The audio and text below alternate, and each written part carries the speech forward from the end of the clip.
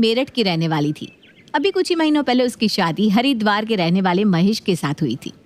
जब से माधुरी की शादी हरिद्वार में हुई थी, भैया वो तो जैसे टॉक ऑफ द टाउन बन गई थी, क्योंकि हरिद्वार एक ऐसी जगह है जिसका नाम सुनकर कोई भी वहां जाने की ख्वाहिश जताए बिना नहीं रह पाता था। और माधुरी इस सेलिब्रिटी वाले फील को खूब एंजॉय कर रही थी। लगभग हर रोज ही उसके पास किसी न किसी पास या दूर के रिश्तेदार का फोन आ ही जाता। अरे हाँ हाँ बुआ जी, मेरा ससुराल हरिद्वार में ही है।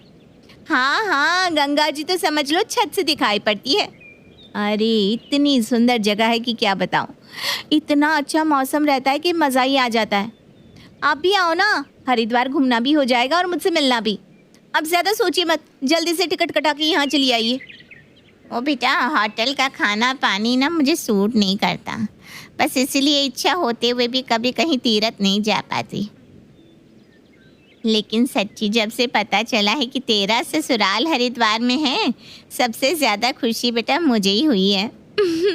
अरे बुआ जी, आप बिल्कुल भी चिंता मत करिए, आपका जब मन करे तब आप बेफिक्र होकर हरिद्वार आइए और जितने दिन आपका मन करे उतने दिन आराम से यहाँ पर रहकर मंदिरों के दर्शन करिए।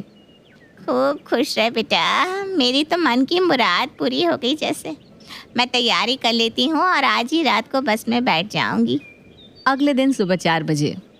महेश जी उठिए ना, देखिए 4 बज गए। अरे तो 4 ही बजे, इतना शोर क्यों मचा रही हो?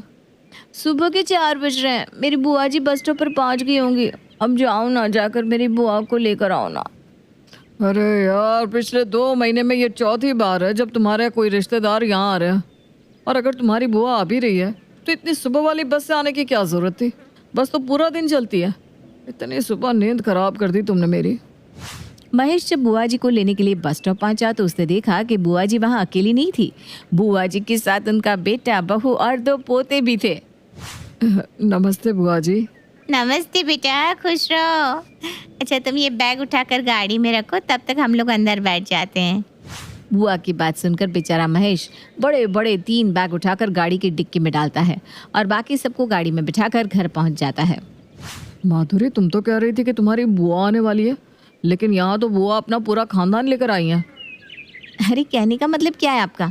कोई आ रहा है तो उसे आने से मना कर दूं क्या मैं? अरे मेरे कहने का वो मतलब नहीं है माधुरी, लेकिन अचानक से 5-5 लोगों के रहने का इंतज़ाम करना मुश्किल हो जाता है ना। ऊपर से तुमने पहले से बताया भी नहीं कि तुम्हारा कोई रिश्तेदार यहाँ आने वाला है। मैं कुछ इंतज़ाम तो कर लेता। अगर आपको मेरे रिश्तेदारों से इतनी तकलीफ हो रही है ना तो बता दो, मैं आगे से कभी किसी को यहाँ नहीं बुलाऊंगी। और कहिए तो बुआ जी को भी वापस भेज देती हूँ। भेज दो। अरे यार, तुम बात का बतंगड़ क्यों बना लेती हो? जो मैं कहना चाह रहा हूँ वो तुम समझती नहीं हो। खैर छोड़ो, मेहमान आ गए, अब उनके लिए चाय नाश्ते का इंतज़ाम करो। सबकी चाय के बाद। माधुरी बेटा, बड़ी ज़ोर की भूख लग रही है, तो ऐसा कर बढ़िया से आलू के पराठे बना ले। क्या बुआ जी, अभी तो 5 भी नहीं बजे, आप 1 आध घंटा सो लीजिए ना, अभी तो नाश्ते का टाइम भी नहीं हुआ।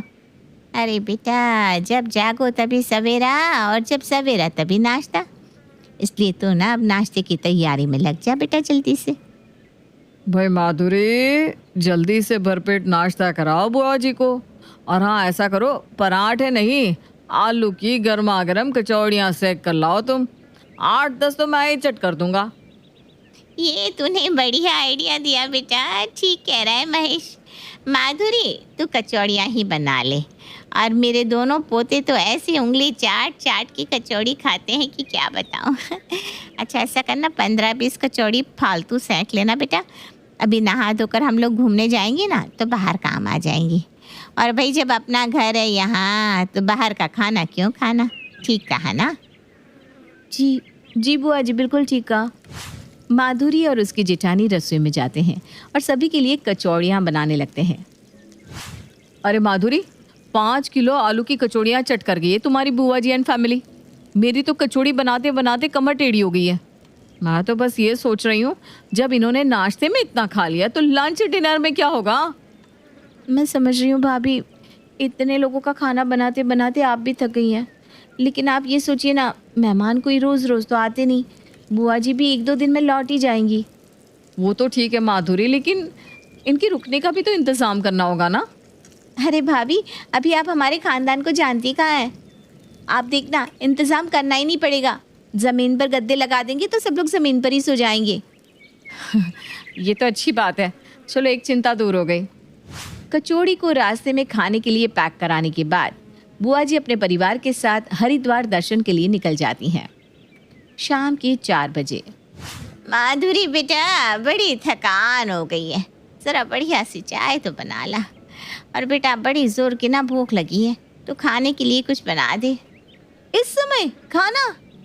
हाँ बेटा, ऐसा कर, आलू पूरी बना ला, फटाफट बन जाएंगी। अरे यार माधुरी, तुम्हारी बुआ की फरमाइश तो खत्म होने का नाम ही नहीं ले रही है। अब 4 बजे हम खाना बनाएंगे तो रात का खाना कब बनेगा? रेखा और माधुरी अभी बात कर ही रहे थे कि उनके दरवाजे की बेल बजती है। जी, आप कौन? अरे बेटा, हम मेरठ से आए हैं। माधुरी यहीं रहती है ना? मैं उसकी मम्मी की मौसी की लड़की हूँ। अच्छा अच्छा, आइए ना, अंदर आइए। तुम्हारी दूर की मौसी आई है, जाओ उनसे मिलाओ और देखो उन्हें भी चाय नाश्ता चाहिए हो तो लगे हाथ फिर से चाय चढ़ा दो। लगता है मेरे आ जाओ हरिद्वार घूम जाओ वाले वाक्य को कुछ ज़्यादा ही सीरियस ले लिया है सबने। अरे यार, अभी तो बुआ जी गई भी नहीं कि मौसी आ गई। बेचारी माधुरी अपना सर धुनती हॉल में पहुंचती है तो देखती है कि मौसी और बुआ बैठी सास के साथ बातें कर रही हैं। बहन जी, पहले तो हमारे यहाँ ना बेटी के घर का पानी भी नहीं पीते थे, लेकिन आजकल उन पुरानी परंपराओं को निभाना बड़ा मुश्किल हो गया है। इसलिए अब हम लोग ना बेटियों के घर जाकर खा पी तो लेते हैं, लेकिन लौटते समय उन्हें पैसे देकर जाते हैं ताकि हमारे ऊपर कोई भार ना चढ़े। क्या बुआ जी पैसे देकर जाने वाली है? खैर, कहीं होटल में रहती तब भी तो उन्हें खर्च करना ही पड़ता, वही पैसे मुझे देकर जाएंगी तो उसमें उनका कोई नुकसान भी तो नहीं है। बुआ जी और मौसी जी जो पैसे देकर जाएंगी उसमें से आधे पैसे मैं भाभी को दे दूंगी। आखिर उन्होंने भी सबकी सेवा करने में कोई कसर नहीं छोड़ी। बेचारी एक टांग पर खड़े होकर काम में लगी हुई है। रात को सबके खाना खाने के बाद बेटा देखिए, फोल्डिंग बेड पर तो मुझसे सोया नहीं जाता।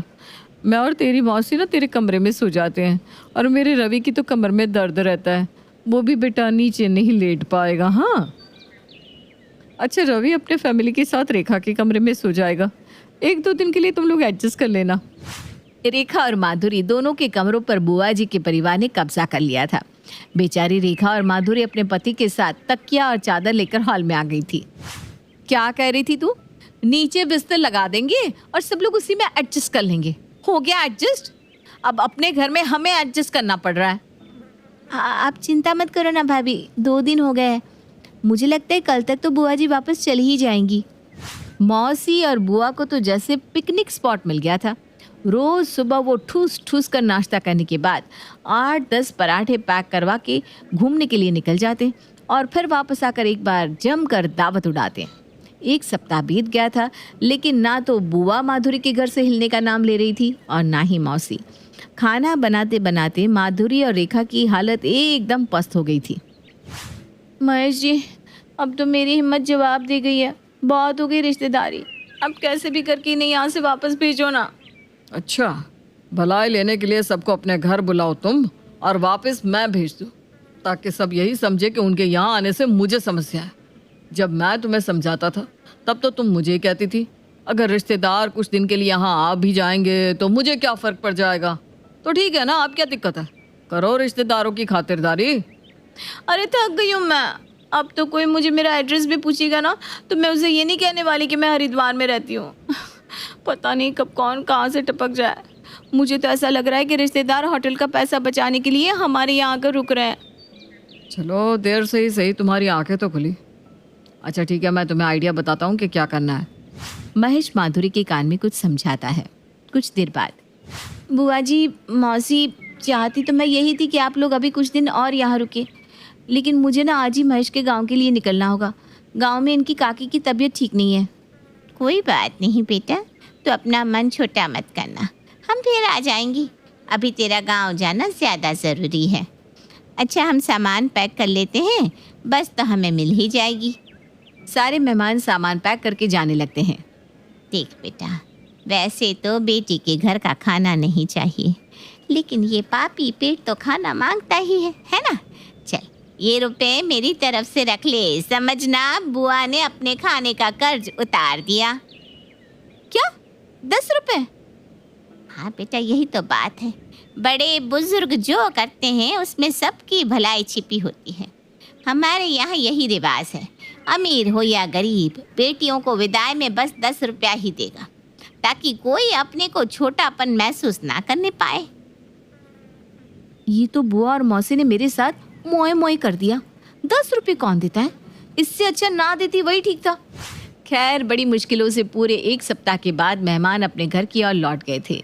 रेखा और माधुरी की आंखें खुशी से बस बरसने ही वाली थी कि तभी एक बार फिर उनके दरवाजे पर डिंग डोंग कांपते हाथों से माधुरी दरवाजा खोलती है और ये क्या है, दरवाजे के सामने माधुरी की चाची की बहन की मौसी की लड़की खड़ी दिखाई देती है।